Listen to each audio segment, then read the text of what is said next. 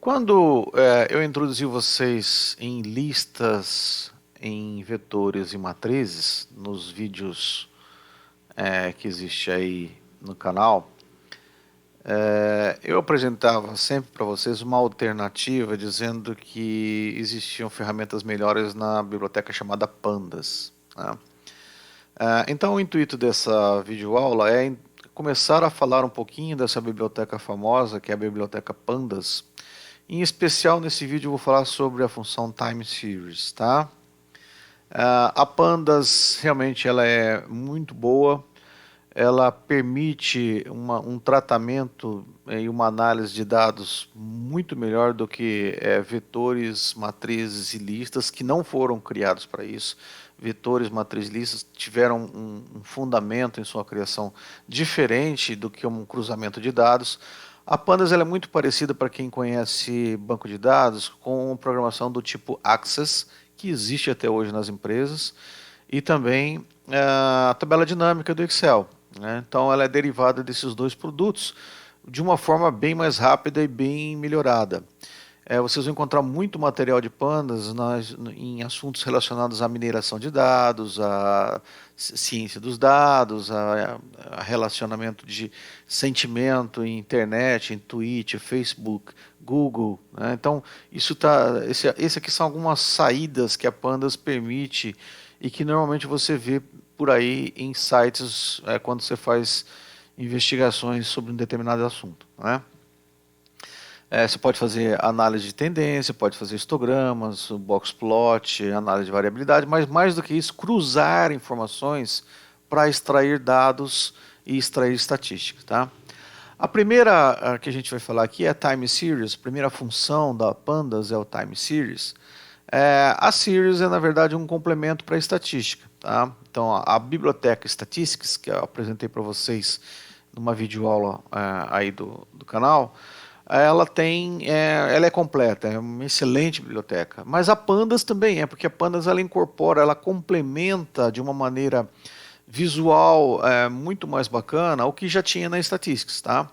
Então você pode gerar dados, pode calcular média móvel, fazer janela de análise, regressão linear, buscar em sites da internet informações. Então tudo isso você pode trazer dentro da Time Series ou da Pandas, em outras funções Pandas que também eu vou mostrar em outras aulas, tá? Então, se você tiver, por exemplo, aqui um programa que você quer colocar uma série de dados, normalmente em Pandas, eu vou repetir como está na internet, o pessoal gosta muito de usar PD como o nickname, ou seja, uma substituição do nome Pandas, tá? Então eu vou adotar aqui nos vídeos o PD como o pessoal adota aí na internet. Suponha que então você queira criar uma série de dados chamada preço, onde você vai usar pd.series, e aqui lembra muito de lista, se vocês observarem, que é um colchete com uma lista de dados. Porém, com o parents e a função series, ele modifica a saída para esse tipo aqui, ó. Ou seja, não tem mais o conjunto de dados como a gente tinha na lista, nem a palavra array quando a gente tinha vetores e matrizes. Ele tem realmente uma tabela com os dados quando você coloca no print, onde é marcado a linha, e sempre assim como vetores e listas e matrizes começa com zero, então você tem aqui as linhas do seu conjunto de dados, tá? Ou as linhas dos seus números que está nesse conjunto de dados, que estão nesse conjunto de dados. Ah, Vamos fazer então ao mesmo tempo aqui com vocês para ver como funciona. Eu quero alertar de alguns erros que podem surgir quando você está programando na Pandas, tá? Então você tem aqui um arquivo em branco, ajustar aqui a sua pastinha de diretório, né? Como sempre falo nas aulas. Você quer importar a biblioteca Pandas com PD. Bom, aí vamos criar então nosso conjunto de dados, preço. Suponha que seja o preço de alguns produtos, onde eu vou usar então pd.series, tá vendo que já vai aparecer um monte de funções ali, series, abre parênteses, colchete, eu vou provocar um erro aqui, tá? Eu vou deixar em minúsculo para vocês o que acontece. 2.1, né, que eram nossos números, 7.3, 5.4, 10.9 e 6. Tá? E vamos colocar aqui print para a gente ver a tabela, preço. Vai acontecer um erro aqui no kernel, quando vocês observarem aqui no console, vou aumentar aqui, vai aparecer um erro e eu quero sempre alertar vocês desse tipo de erro que acontece. Então, quando a gente rodar, ó, apareceu um erro. O que é erro aqui? O que esse erro está dizendo? Pandas não tem atributos series. Isso acontece muitas vezes e a gente às vezes fica meio perdido. É que na verdade series tem que ser com letra maiúscula, tá? Então nunca coloque o nome da função do pandas com letra minúscula. Não? Então o pandas sem biblioteca é com letra minúscula, mas as funções não. Então quando você rodar aqui, ó, é isso aqui que a gente tem. Então nós temos aqui uma tabela de números, como eu falei, onde esses números são marcados com as linhas e com as colunas.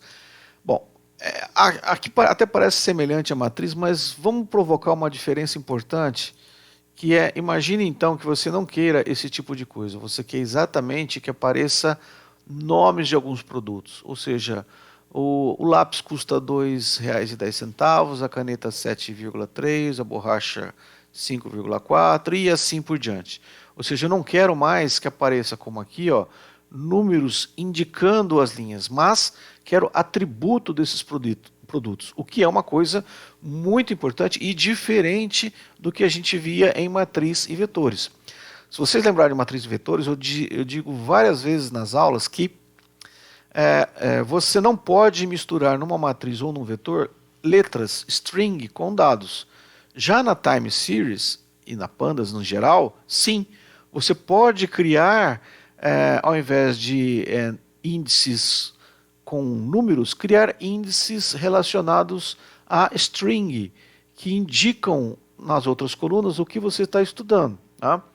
Então aqui, para esse tipo de dados, vamos supor que você não queira uma série de dados com linha 0, linha 1, linha 2, mas você quer linha lápis, linha, caneta. Como é que a gente faz então? Aqui na series, antes de você fechar o parênteses, você dá uma vírgula e indica embaixo, pode ser na mesma linha, mas quando você dá um enter fica mais didático de se observar, né? Você coloca a palavra index para dizer que você quer mudar o índice dessa tabela. E você quer colocar string. Então, por exemplo, você quer colocar lápis, e pode ser com acento, tá? Lápis, caneta, pode ser tudo minúsculo, eu estou colocando maiúsculo, mas pode ser tudo minúsculo. Borracha, grampeador e apontador. Tá? Quando você faz isso, então, nós colocamos aqui um colchete, né? Deixa eu puxar um pouco para cá. O colchete fechou exatamente nessa primeira parte, que é para indicar que existe uma coluna de dados. Coloquei vírgula e indiquei para ele que, olha, eu não quero mais o índice como números, eu quero o índice como atributos. Esses strings se chamam atributos. Tá? Bom, como que a gente faz então para observar esses atributos? Quando a gente roda, olha que bacana. Então, ao invés de linha 0, 1, 2, 3, 4, agora os índices mudaram, são índices alfanuméricos, ou seja, string. Então, lápis 2.1, caneta 7.3, borracha 5.4 e assim por diante. Tá? Então, você acaba transformando o problema numa coisa mais real do nosso dia a dia. Você sai de uma tabela com números e começa a colocar coisas que você consegue acompanhar com mais facilidade. O que você pode então perguntar, tá legal, mas como eu posso ver esses valores? Vamos supor que você não quer ver a tabela inteira, porque ali eu coloquei um print. Será que tem como ver valores separados desses dados? Sim, isso é interessante do Pandas, tá? Da Pandas. Você pode colocar o nome da sua série que você criou e o colchete apenas o nome do atributo que você tem. Então, se você colocar preço e entre apóstrofe a palavra do atributo, ou seja, do índice, ele te volta o valor da coluna relacionada àquele atributo. Tá? Então, se você colocar preço lápis, ele vai buscar dentro da time series aonde está o preço relacionado ao atributo, ao índice chamado lápis, que é 2.1. Preço grampeador, a mesma coisa, vai mostrar 10,9. Tá? Então você tem essa facilidade de busca. Se você não vai precisar mais ficar como na lista, ou no vetor, ou na matriz, tentando buscar qual era a linha e qual era a coluna 000110, como a gente viu em matrizes. Né? Não, basta você lembrar de qual nome você quer buscar, nome de pessoas, nome de produtos, nome de bairros, né? E aí todos os atributos numéricos relacionados a essa string volta para você. Né? Então, podemos fazer estatísticas? Sim, existe, assim como lá no vetor e na matriz. Se você colocar a série temporal com o nome, por exemplo, que você deu, no caso eu dei preço, com o ponto e as estatísticas básicas, min, vai voltar a média, std, volta a reduzir padrão, você tem as estatísticas básicas.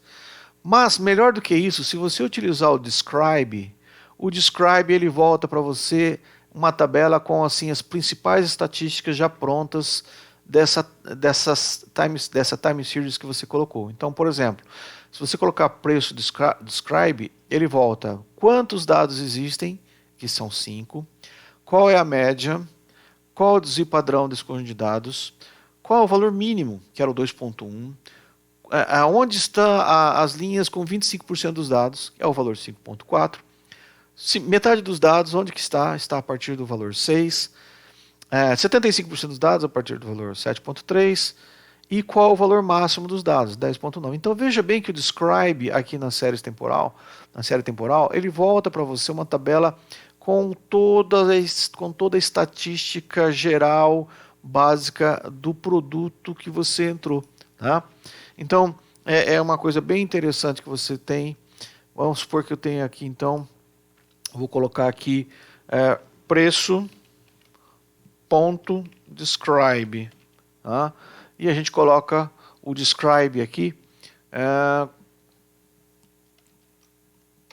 abre e fecha parênteses em branco, e aí a gente tem a nossa contagem das coisas. Então, count, número, min, média, std, desvio padrão, mínimo 25%, 50%, 75% e máximo desse conjunto de dados. Tá? Você pode fazer ainda operações numéricas, que a gente, se vocês lembrarem de listas, numa lista eu não conseguia fazer. O quadrado até dá para fazer numa lista, mas se você quisesse dividir, buscar aquele monte de operações que eu fazia lá com vetores e matrizes, não é possível fazer isso em lista, mas é possível fazer isso numa time series. Tá? Então, se você quiser pegar os preços e elevar ao quadrado, ele mantém, como você está vendo aqui, ó, ele consegue manter o atributo correspondente à operação numérica que você está fazendo. Né? A mesma coisa, log. Então você pode misturar o NumPy. Você quer fazer operações numéricas utilizando o NumPy? Sim, você pode importar o NumPy e colocar funções matemáticas que existem lá. Então, por exemplo, numpy.log, o np.log, ele transforma os dados no logaritmo neperiano, se vocês lembrarem das primeiras aulas do logaritmo neperiano. Então esse aqui é o ln do preço do lápis.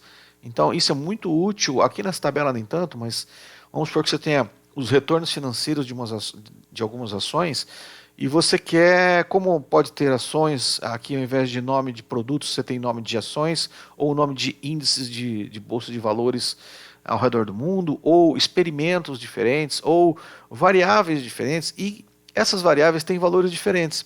Quando isso acontecer, uma maneira de você poder corresponder dados e fazer uma análise mais qualitativa é você trabalhar com a escala ln, com a escala log. Tá? Então, sim, se você colocar np.log e a série temporal que você criou, ele aceita e converte tudo em escala log, em matemática, em contas, em operações, com raiz, com divisão, com subtração, enfim. Ele aceita todas as funções que a gente viu no NumPy. Então, o Pandas ele é muito versátil, e nesse caso a time series que está dentro do Pandas é uma função do Pandas também. Tá? Então essa é a primeira funçãozinha que eu queria mostrar para vocês, e tem outras bem mais legais até, que a gente vai ver nas próximas videoaulas. Tá bom? Até mais.